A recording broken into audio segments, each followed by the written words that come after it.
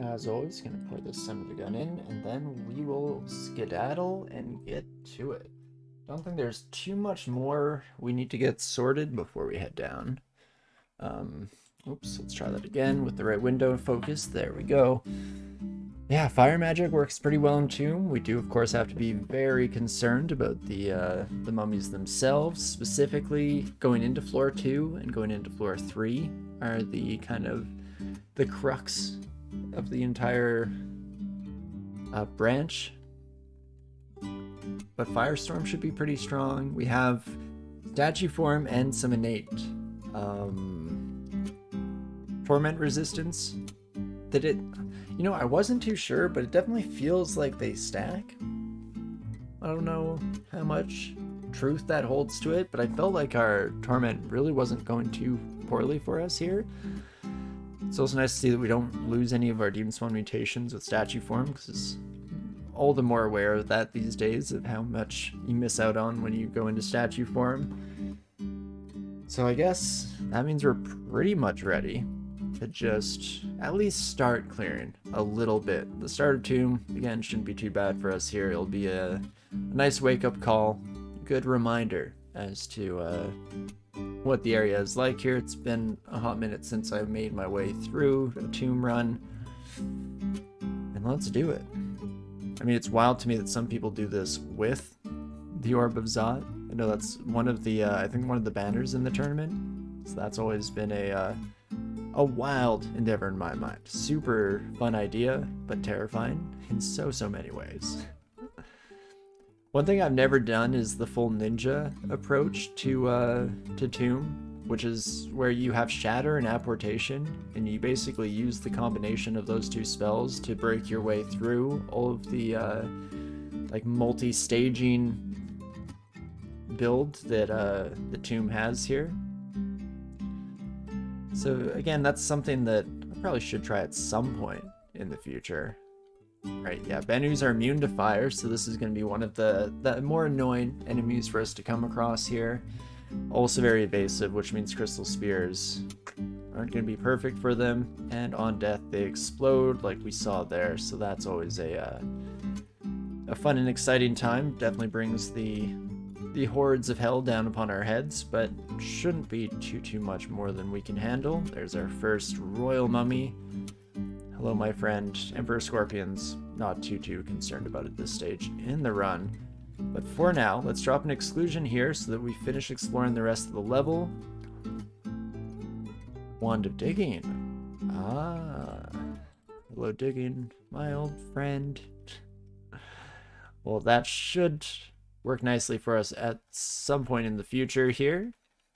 So I will gladly take it. I mean, it's a bit of a shame that we already made our way through Tartarus, because I don't think it's worth going down and getting the detrimental hell effects on every single floor for no real reason whatsoever. So I think we're just gonna keep on moving forward in life here, keep on keeping on, as it were, and be happy for it, really, at the end of the day. Yeah, definitely not seeing too many negative effects so far from killing all the mummies. Never know what kind of death curses you're gonna get, like a slow, as we see here. That's definitely slightly less than ideal. And okay, you're the problem child of the family, I see. So burn, baby, burn. Disco Inferno, fantastic. And by our powers combined, no real problem. So yeah, the Bennu have double lives. That's something I've never actually really noticed before. Again, they're kind of one of the background enemies. Don't get me wrong, they can be terrifying in their own right, especially since I'm usually relying on Ignition to deal with a lot of my problems in life. So that's definitely an important consideration. But yeah, I've never really noticed that they have the double life effect. That's very interesting. Well, we'll keep just blasting everything with fire to our heart's content. Okay, everything except for you, once again, as we've been over a multitude of times now. Fair enough, and there we go. Okay, there's our stairwell down. Here is where things generally get very interesting. So we're going to drop down into a decently large room, built with many enemies. In one corner, undetermined corner, there will be an escape staircase up. So oftentimes, the strategy is you go down, read magic mapping, immediately blink your way towards that exit, and get ready to head out. Potentially, you can like chug a lignification to get immunity to torment and try to kind of coast your way through everything. It's also some of the few little bits of wall in the entire room, so even if you want to just reduce the number of enemies that are trying to ruin your day, that's a pretty decent suggestion to start with. I'm curious, is it just better to like spam teleports? Just read as many teleport scrolls as our heart could possibly desire? I think we'll do it the old-fashioned way regardless, and in fact, what we could do is a preemptive potion petition, or, even better, just start chugging. We got lots of haste, we got lots of brilliance. Invisibility doesn't do much for us. Resistance? Resistance could actually be kind of nice. Let's do it. And down we go. Lots of net traps, lots of enemies, all sorts of excitement. And there is our stairwell. So one thing we can do is, with our haste, potentially just walk towards the stairs, which is nice. Okay, that's actually quite lovely. And then I'm just gonna, as mentioned before, just start blasting. Just really let it rip here as much as we possibly can. It's not actually quite as bad as I expected. I feel like this was a very light version of what I normally come to expect from Mummy 2 entrance, or Tomb 2, as it were. Which I always like to preface with, that sounds like a complaint, but it is very much not. Yeah, in fact, I adore it. I just love to see it at the end of the day here. But that's fine, we'll just keep blasting through. I guess one thing I haven't had in a long time while going through the extended late game is Firestorm. For whatever, I'm more of a Shatter boy myself. Maybe that's just me. Maybe that's a popular opinion. Not too sure where most of you land on that. But it has been a long time since I had Firestorm available, and it's kind of sick. I kind of forgot how cool Firestorm is. Very, very fun to use. I guess I didn't even really pay attention to what the heck that was. Let's take a look. Nope, not even a little bit. I mean, I didn't really think so anyway, but it's nice to be sure, you know. Take the time to double check and make sure that you are where you want to be in life. Let's not rampage into Dispersal Trap. I mean, I'm not really completely against it. I think we'd surprisingly come out of it okay. Okay, let's not fight anything with Tab while not in statue form. That was horrendous. One hasted champion, just about ending my entire career. But okay, there is our staircase back up. So again, yeah, for anyone who hasn't gone through a tomb run at any point, it's a very, very different kind of experience. It's full of all of these one-way staircases up and down, and it's very puzzly. So, you know, we come down here, then we're actually going to take this staircase up, and that's going to bring us into that unexplored outer rim that we saw up on the top floor here. This one, I guess inner and outer, depending on your perspective and where you're standing. And then we'll make our way around this, all the way around, and that will bring us down, which will then bring us into kind of the sectioned off area here, which I believe, yeah, is this lower one. You can see it has both the downstairs there and the downstairs here. And then it gets a bit more normalized for Tomb 3, where it's just going to be a big old room full of enemies, and we're going to have a very interesting time. But let's head to this one. I believe that other staircase that was in that room just leads us back to safety, but not to the new zone. So you want to head into one of these outer perimeter ones instead. Jazzy, the only time you survived Toon was when you bribed and became a tree. So yeah, I think we will be doing a bribe for the 3rd level. I'm feeling pretty good about our ability to make it through these sections, but I think that could be nice. I mean, we do have to worry about collateral damage with Firestorm, but Ignition is a dream as always. Nice when you're Goes Egg to not have to worry about killing your friends. Oh, Dispersal Traps. What fun. What fun you are. Well, ignite the night, try to kill off all those scarabs as quickly as we possibly can. I don't really like that Zot trap, so what I think I might do is duck myself into this nice little cubby hole here, and that leaves me in a pretty decent spot, out of vision, out of sight, out of mind, as they always say. And we can keep just blasting our way through. Do I have like full torment resistance when I'm in statue form? I feel, or have I just gotten no torment rolls on my mummy curses? I've not been paying close enough attention to have a definitive answer to that, but this has been wild so far. Like, this is way easier than Tomb should be, which is terrifying, because I've been doing my best to keep my hubris resistance at an all-time high, and I am getting closer and closer to being concerned that that will not continue to be the case, that I'll start to feel a little bit overconfident, maybe even a little bit overclownfident. You never know. And that is the worst thing that one can experience here, of course. Now, okay, there we go. I feel like I got hit by some torment curses on those mummies. Again, it's very much like a binary thing. I could just check the log, but where's the adventure in that? Let's instead just cross our fingers and hope that we're gonna be okay, I guess. And I'm sure we will be. Let's kill off this royal mummy here. Continue to back off. Once you've cleared a nice little bit of this little horseshoe, that's when you can start to take it pretty slow. You're generally pretty safe to rest up far back in the horseshoe and then just walk forward slowly but surely. You know, take your time. Get one mummy to follow you or disappear. One mummy to follow you, walk away. Fight them one at a time as much as you can, especially if you're on a character that you're not feeling quite as confident on. Take it slow. There's no real rush to get yourself murdered, and it's generally a better idea to solo play it and just make sure you're in a decent spot moving forward, especially when I can just spam firestorms to my heart's content here. Beautiful. I also accidentally... Oh, not Foxfire, right. I no longer have Foxfire, I just statue formed again. Okay, so that's slightly better than my initial thoughts there. Let's, yeah, just keep blasting with firestorms. Like, incredible amounts of damage, not a care in the world here, and we're pretty much through this section. It can even kill the death scarabs before they make it to the alarm trap. That's wild.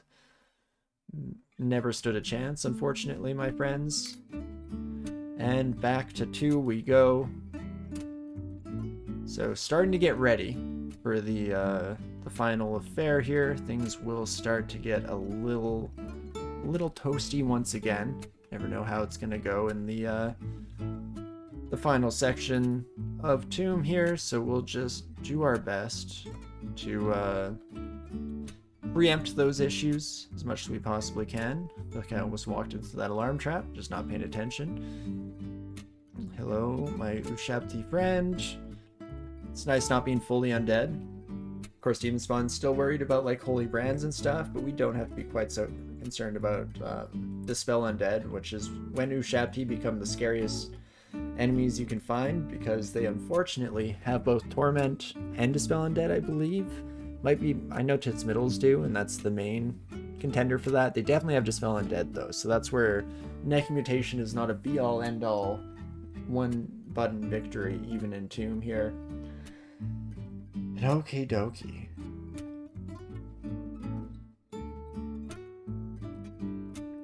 Do I go for a bribe? It's kind of fun murdering everything, but let's do it. Can bribe up. We can haste up in advance here, and probably brilliance as well. That will put us in a half decent spot. So then what I like to do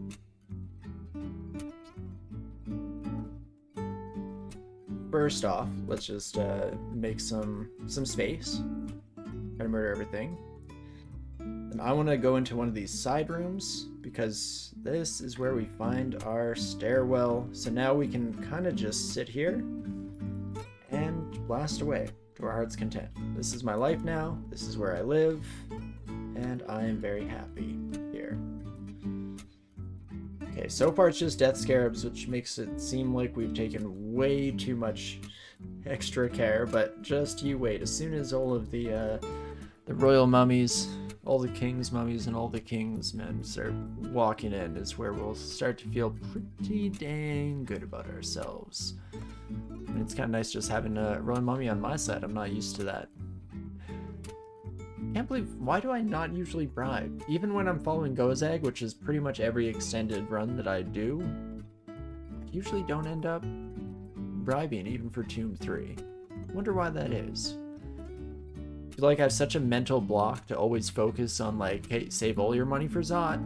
Zot is where things get real, and Zot is where we'll want everything at our disposal. But really, this is so much better than my previous experiences in Tomb 3. I mean, you just love to see it, really.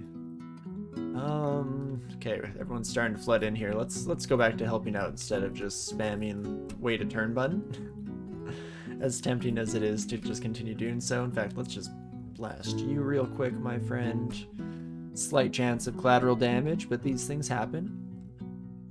As my Spellforge servitor would be very happy to tell you. Is there an enemy? I can't even tell anymore. There's so much going on in the screen at all given times. This is where I start to really understand why a lot of people like to play on ASCII, like the non-tiles version, because it's apparently just way cleaner for most people who are used to that style to understand what's going on the screen. And this is where I get it, because there's so many colors, and don't get me wrong, I love me some fancy colors and excitement, but it is very, very tough to know if I should be worried, if I'm fine. Probably fine, so it would seem. Okay, getting hit by another slow curse, not ideal, but that's fine by me. Yeah, holy moly. Okay, this is a bad Tomb 3 for people to watch if they've not gone through Tomb before. I promise you, be scared going into Tomb 3. It's not always gonna look like this. I feel like we got very lucky in some of the spawns, and it's not done yet. Things could still take a sudden turn. I like to always keep that present in my mind, but hard to complain with the results here. And now we get a plethora of treasure to look through. I mean, I do need Arlek, but I think I'm fine without you. Don't need an ice ring for sure. Plus 10 pearl dragon scales? Are you kidding me? Like, no shot I'm able to wear these with 11 encumbrance rating. That would be awesome. Okay, I'm at least gonna pick them up. Let's drop that ring. I appreciate it, Railbird, but I don't think it was too much of me that made it look easy. I think we got very lucky. Very, very fortunate indeed, which, I mean, don't get me wrong, I'm very happy to see. Definitely love it. This is also where we'll see me taking a bit of a departure from my usual playstyle. Generally, when I play this game, I'm very obsessed with... Ooh. Might actually put on these. With the unrand arts, though, all these unique weapons that you can find around, and I try to collect them, especially, like... Well, I think be going through Ziggurat right away here. And that's where I usually am, like, such a stickler for I need inventory spaces. Because if I find any unrand arts, I'm not leaving a single person behind. But I think we'll not worry too much about it this time around. And yeah, so this gives us RN and strength plus 4 instead of the Slay 2.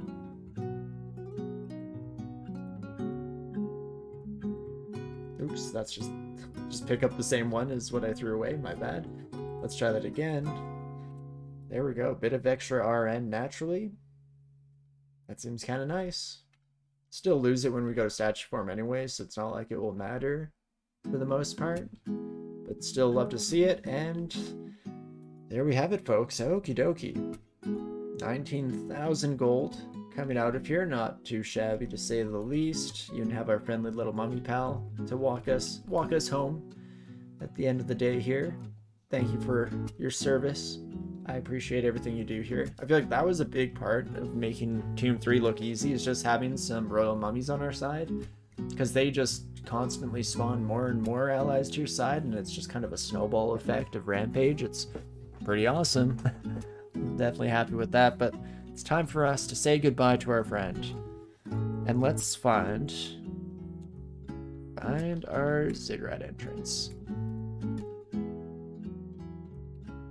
Perfect.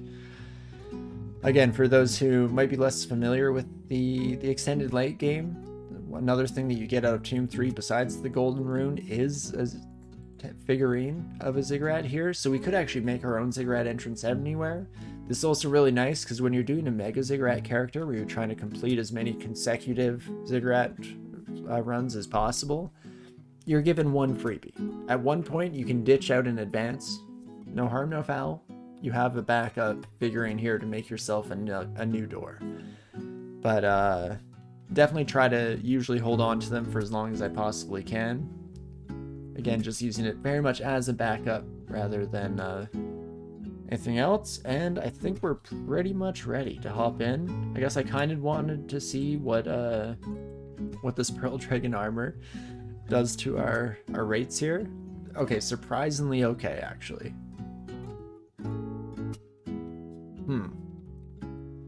40 AC. Nice resistances across the board. I mean, yeah. Stat form at 13%, not that bad. Especially when we're in a pretty stable state, even in just our Pearl Dragon armor here. Plus, looks kind of sweet. I was happy with that. So I think I'll just take it. Fantastic. Okay. Do I even carry around my Quicksilver Dragon scales? Don't think so. We're maxed out for willpower. We don't really need it whatsoever. And with that, folks, we might be ready. Just hop into it here. We won't need magic mapping where we're going. We won't need magic mapping. Same with teleportation. Everything else is relatively fair game. And let's do this. So this is another thing where people might not be quite as familiar with ziggurats. They're just progressively larger floors, goes up to 27. Each floor has a different theme to it. So you'll have things like, this was maybe a tomb themed floor. It had a champion. It could have also been a dis themed floor. We see champions there as well. You know, you have snake theme, ice, fire, usually ice and fires like Cockatus and Jahina. Definitely dis, because I hate dis floors so much.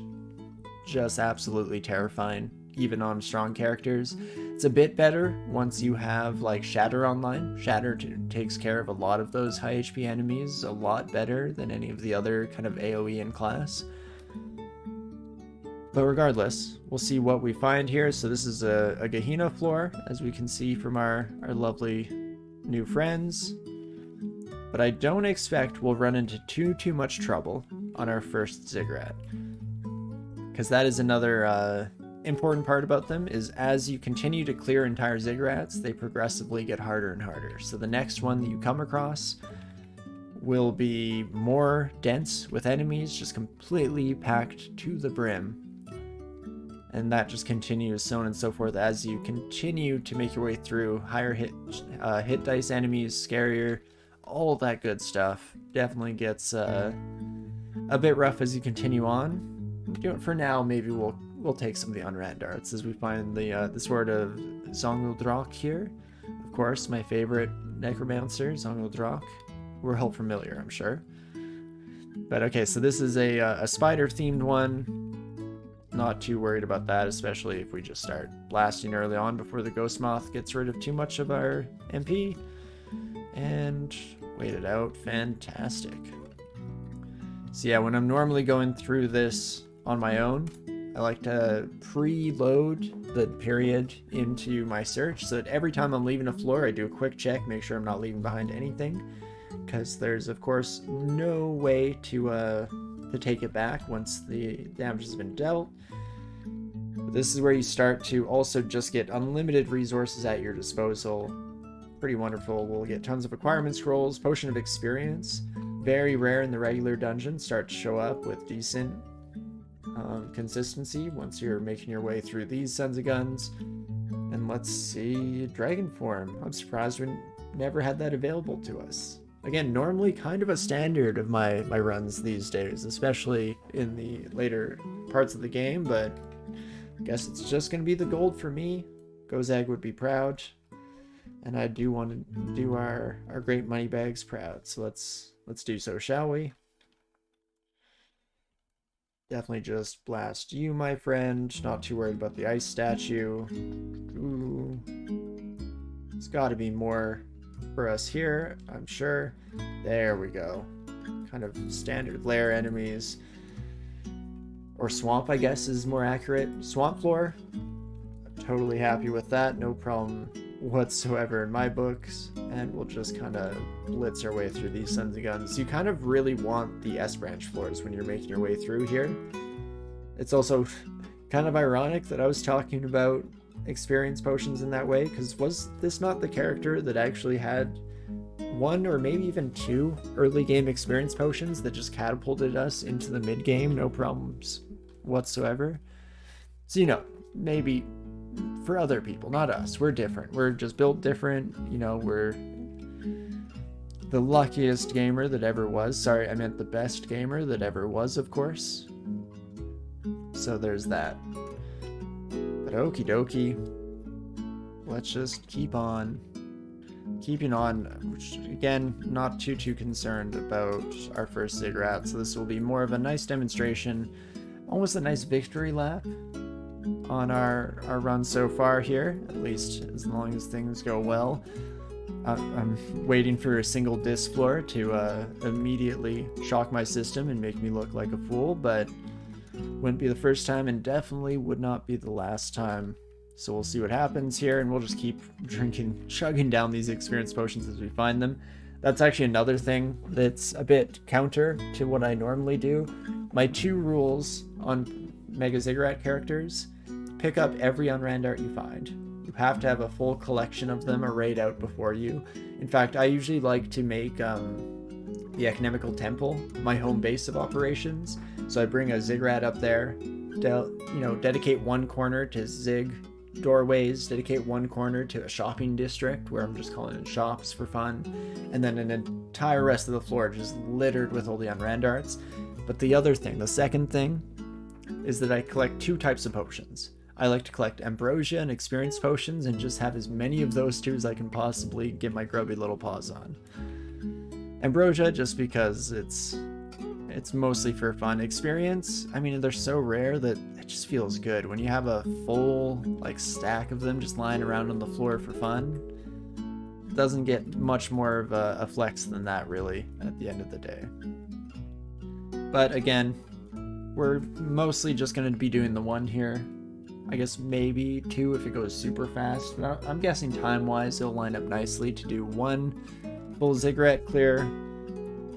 And so we won't worry too much about my collection of strange self-inflicted rules. It's all about mercy to non-enemy summons and whatnot, and a strange addiction to collecting things.